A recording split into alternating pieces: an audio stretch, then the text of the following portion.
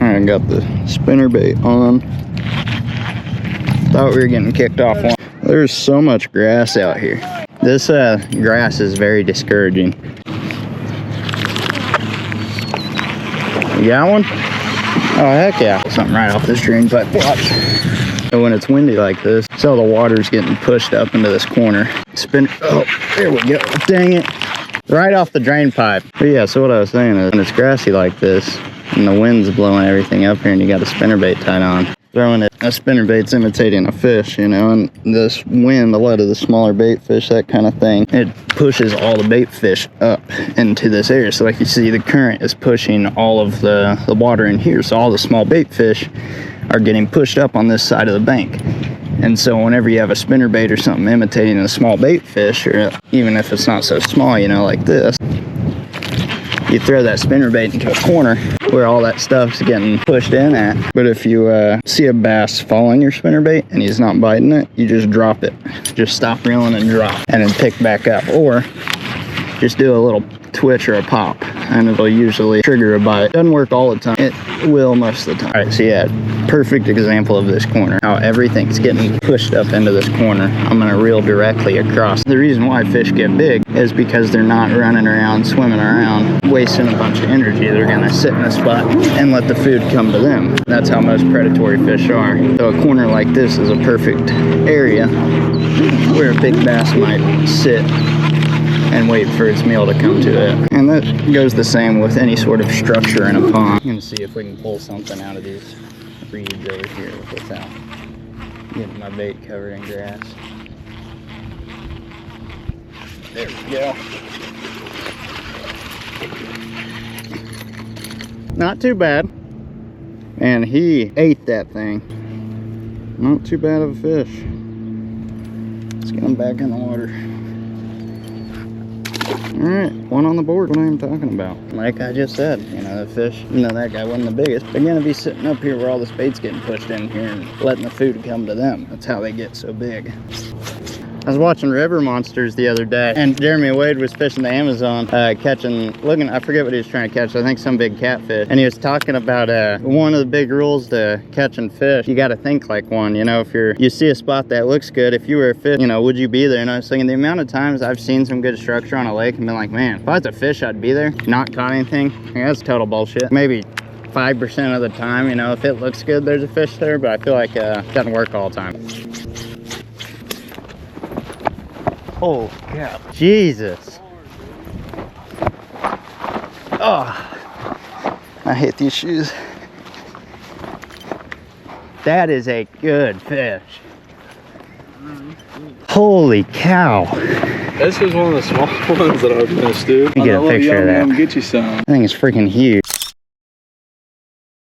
All right, on to the next spot. This spot wasn't bad. We caught a decent amount of fish. So yeah, we're gonna head to the next spot and see what we can see here. There's a lot of ponds here. So we're going to try and throw something on this next pond, tear them up. I'm gonna be throwing, man, there's a lot of people just out laying in their driveway sunning. That would suck living in the city like this. I guess, well, it's kind of the city. It's like, yeah, you know, living in a subdivision like this where you're just, everybody's so close to you. I don't know if you can really see it on my chest cam right now. Like, all the houses, they're just right next to each other. Man, living in the city sucks. But the fishing up here is awesome. They're just retention ponds. I put my seatbelt on. They're retention ponds. They just get full of big fish. And it's pretty awesome. And I'm sure, I know they used to stock some of these, but like the guy that we were talking to earlier said, I mean, they killed off all the fish from last time that, I think it was a couple years ago, or a year ago or so, with a algicide that killed the fish, and then they drained the water in the ponds just so that they could build up a dam and then release the dams to flood a new spot. So a lot of the fish are dead. Still caught some good ones, and I mean, old Chris Jr., I mean, he caught a really nice one right off that corner back over here. So yeah, we're gonna get over here to this next spot and hopefully tear them up. I'm gonna be throwing a wacky rig Senko and hope that it gets the job done. Is that a dead freaking turkey? What dead duck is that? It's a heron. Oh my gosh, heron steaks for dinner. For first cast, that's amazing. Yeah. I'm thinking about going to Yeah, I thought about grabbing one. Alrighty, first cast for him. Caught a really nice bass.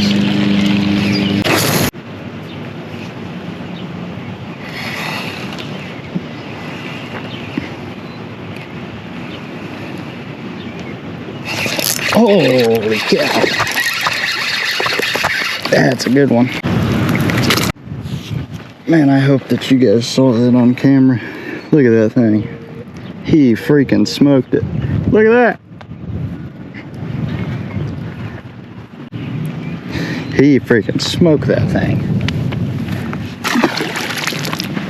That was a good fish. He was just hiding up here in all this this structure, not structure, all this grass, and just came out of nowhere and smoked it.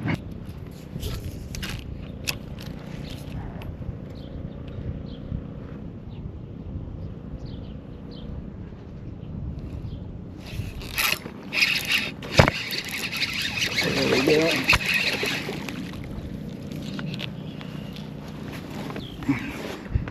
That's a nice little bass again. Super sweet looking. Just schooled up out here.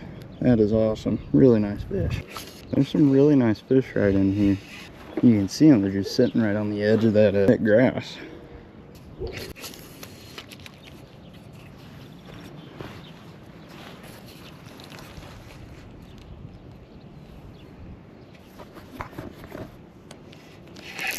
There we go.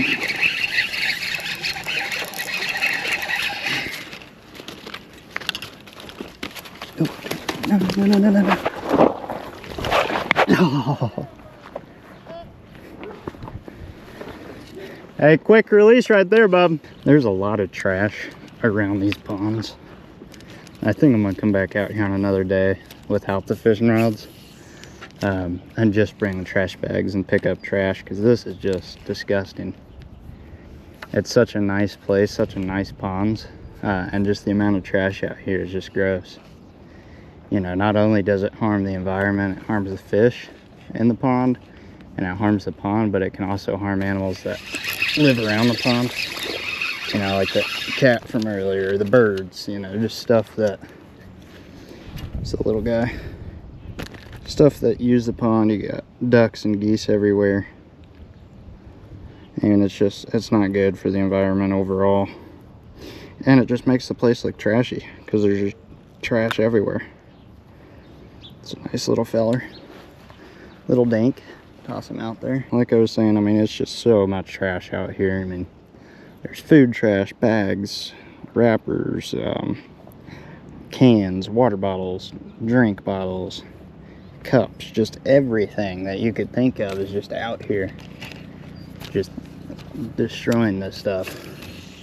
You know, you get microplastics in the water, it's going to damage the fish. You got fish that are going to get stuck in plastic bags and get cut up by aluminum cans, and then you got the cats and birds that are out here. You got the birds that are swooping down in the water eating fish, thinking that a piece of trash or you know, bag or a drink is a fish, and they swoop down and now they're stuck in it, or they're eating plastic and die.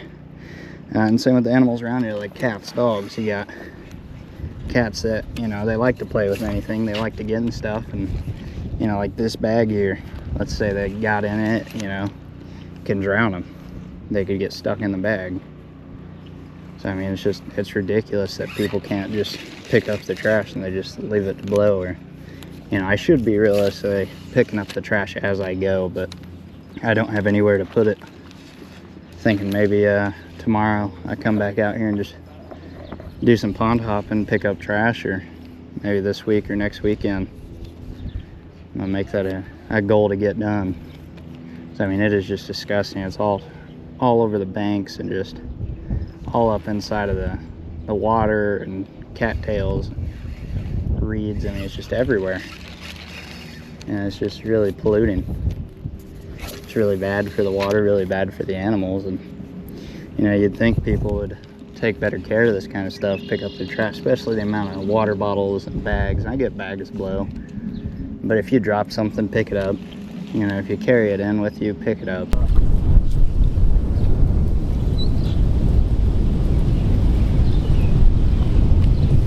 Straight dinker. straight dink. On to the final spot of the day.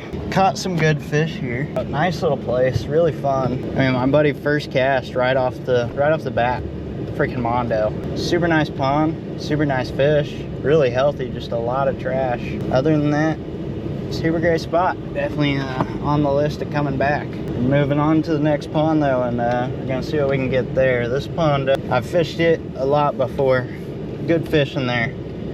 It's one of the older ponds too, so I was actually looking on Apple Maps, and on my truck on the CarPlay, it has everything like already on here, but on the satellite of the Apple map, all this up here, including this pond, was not developed yet because it's so new. And for that pond being that new, it's definitely been stocked with the size of fish that were in there.